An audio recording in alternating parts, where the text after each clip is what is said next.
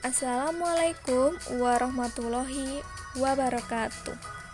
Selamat pagi teman-teman kelas 6. Bagaimana kabar kalian? Semoga kalian di rumah dalam keadaan yang sehat ya. Amin.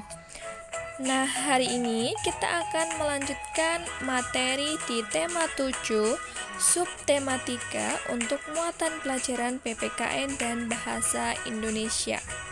Nah, sebelumnya Bu Eni mau bertanya, kalian sudah melakukan tryout yang pertama, kira-kira seberapa ilmu yang sudah kalian dapatkan?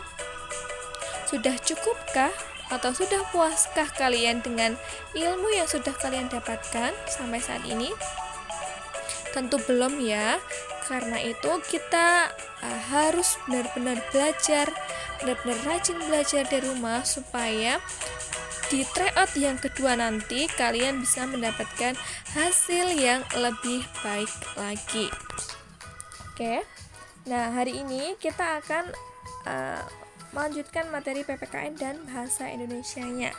Coba kalian simak.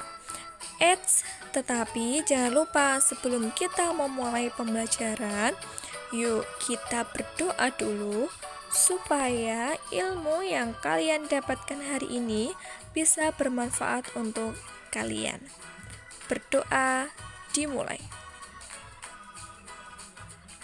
Berdoa selesai.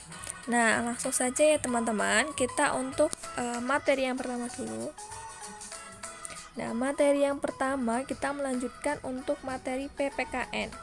Jika minggu kemarin kita sudah mempelajari tentang penerapan sila ke-3 dan 4, hari ini kita akan melanjutkan untuk penerapan sila yang terakhir, yaitu sila keadilan atau sila ke-5. Bunyi sila ke-5. Coba apa bunyi sila ke-5? Iya, betul sekali. Keadilan sosial bagi seluruh rakyat Indonesia. Sila ke-5 ini mengandung nilai keadilan. Kata kuncinya adalah keadilan. Adil dalam artian diperlakukan sama atau tidak memihak. Jadi kita mempunyai hak dan kewajiban yang sama, tidak dibeda-bedakan. Kemudian ini ada nilai-nilai yang terkandung pada sila ke-5 Pancasila.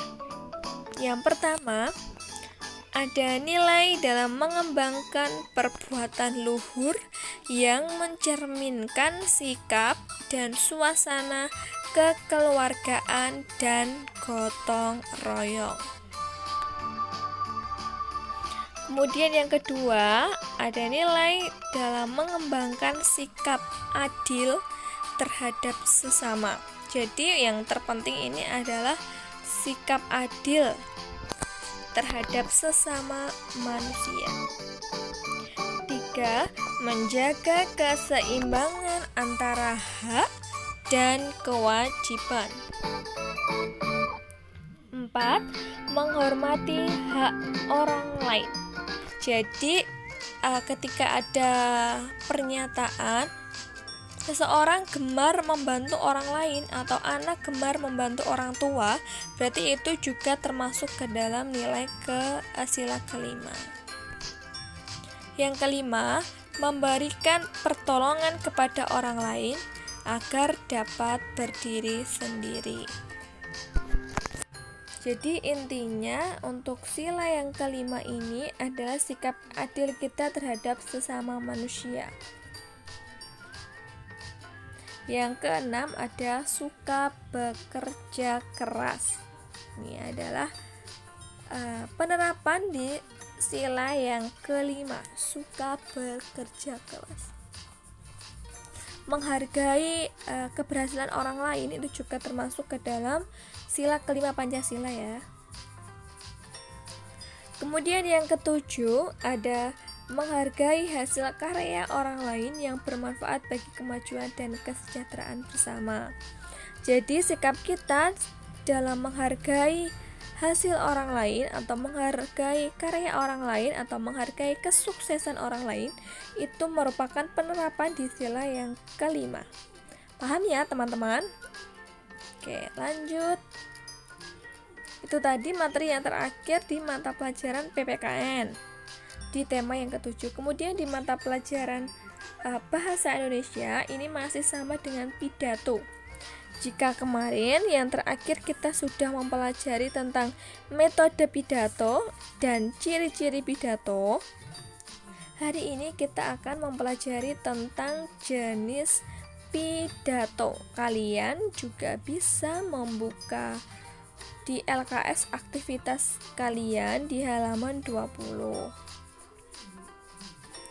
Nah, sebenarnya pidato itu berdasarkan jenisnya dibagi menjadi 6 teman-teman. Nah, ini untuk yang pertama dulu kita bahas satu persatu.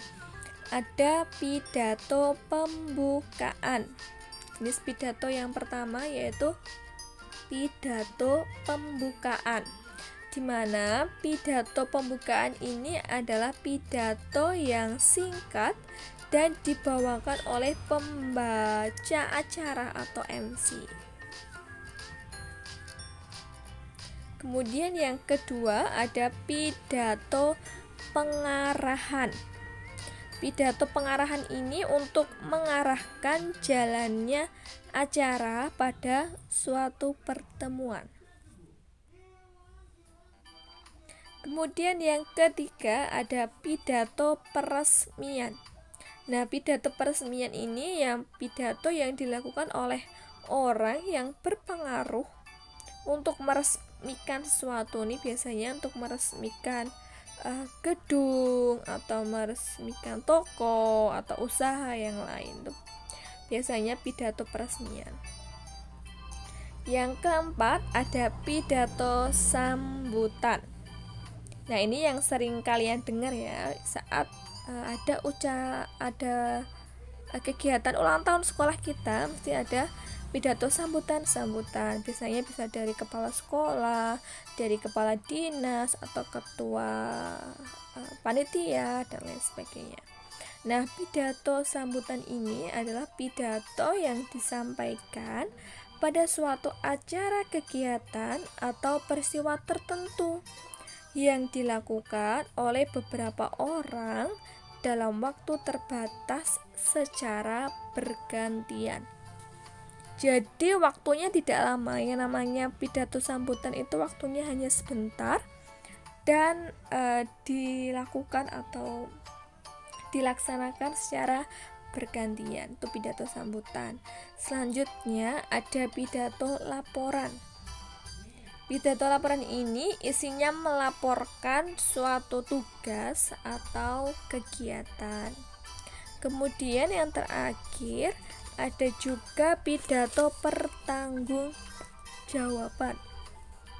Pidato ini yang berisi suatu laporan pertanggungjawaban, makanya disebut dengan pidato pertanggungjawaban.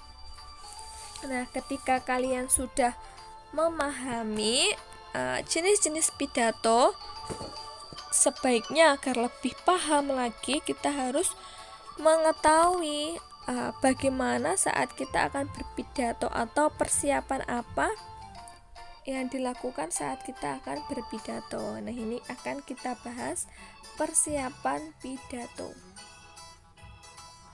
Yang pertama, sebelum berpidato kita harus mengetahui dulu jenis pidato dan tema acaranya. Ataukah kita hanya akan sambutan, atau kita akan melaporkan suatu kegiatan, atau kita akan membuka suatu acara. Nah, itu harus kita ketahui dulu jenisnya apa dan juga tema acaranya. 2.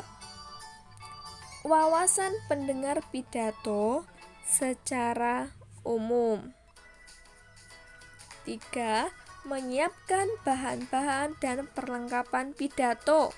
Misalnya saat berpidato boleh juga membawa kerangka pidato atau catatan-catatan penting yang akan disampaikan saat nanti berpidato di hadapan khalayak umum. Kemudian yang keempat, menyusun kata-kata yang mudah dipahami dan dipengerti. Dan ini fungsinya supaya pendengar bisa memahami secara jelas apa yang disampaikan oleh orang yang berpidato atau informasi apa yang disampaikan oleh orang yang berpidato tersebut. Jadi kata-katanya harus mudah dipahami dan dimengerti. Jadi tidak belibet dan terlalu panjang. Yang kelima, mengetahui lama waktu atau durasi pidato yang akan dibawakan. Jadi sebagai orang yang akan berpidato, kita boleh bertanya pada pembawa acara atau MC, waktu yang diberikan berapa, misalnya itu sambutan. Atau saat kita akan berpidato melaporkan suatu kegiatan, kita juga tidak perlu menggunakan waktu yang relatif lama, jadi kita sesuaikan dengan jenis pidato dan tempatnya. Itu yaitu mengenai persiapan pidato. Nah, untuk tema 7 ini kemungkinan ini untuk materi yang terakhir, dan masih ada sebenarnya untuk materi mengomentari isi pidato. Itu kalian bisa melihat di buku Erlangga kalian ya. Di buku Erlangga halaman 140 itu ada cara saat mengomentari pidato. Untuk materi di tema 7 untuk mata pelajaran PPKN dan Bahasa Indonesia sudah selesai. Jadi minggu depan kita akan melanjutkan di tema yang ke-8 teman-teman. Di kelas 6 ini ada 9 tema, jadi kita kurang 2 tema lagi sebelum kalian nanti ujian ataupun sebelum kalian PTS. Semoga materi ini bisa segera tersampaikan sehingga kalian sudah bisa memahami semua materi, sudah mendapatkan semua materi. Dengan catatan kalian memang harus rajin belajar, jangan malas untuk belajar dan kerjakan soal-soal yang sudah diberikan. Nah, berhubung di tema 7 ini sudah selesai dari subtema 1 sampai subtema 3, tugas hari ini teman-teman hanya mengerjakan LKS aktivitas siswa tema 7. Kalian bisa membuka LKS aktivitas siswa tema 7. Cukup kalian kerjakan untuk yang mata pelajaran PPKN dan Bahasa Indonesia saja ya. Ingat, PPKN dan Bahasa Indonesia. Kalian bisa membuka di halaman 25 sampai halaman 28 untuk mata pelajaran PPKN dan Bahasa Indonesia saja. Kerjakan di LKS aktivitas siswa ya. Nanti akan kita bahas saat kita luring, yang insya Allah minggu depan kita sudah bisa luring lagi di sekolah untuk persiapan tryout kedua dan menyelesaikan materi di kelas 6 ini. Seperti itu ya teman-teman. Bu Eni mohon semoga kalian bisa selalu semangat belajar dari rumahnya. Jangan berputus asa dengan keadaan ini. Kalian harus lebih semangat lagi. Gunakan waktu kalian di rumah ini semaksimal mungkin teman-teman. Oke, nah Bu Eni rasa cukup sekian. Bu Eni minta maaf apabila ada salah kata. Wassalamualaikum warahmatullahi wabarakatuh.